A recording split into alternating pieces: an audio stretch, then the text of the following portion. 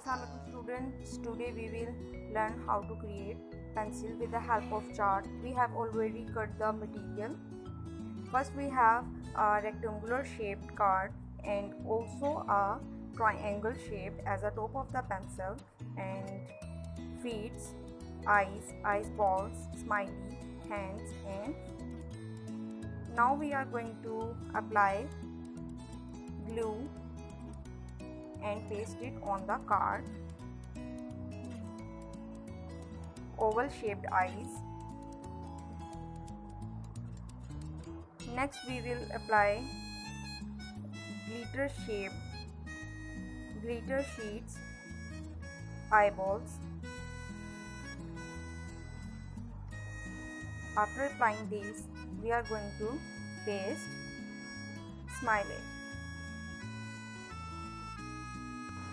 After smiley, now with the help of already made chart pencil, we are pasting hands at exact position with the help of glue.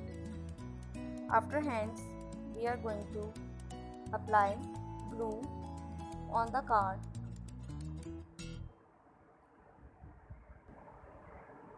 and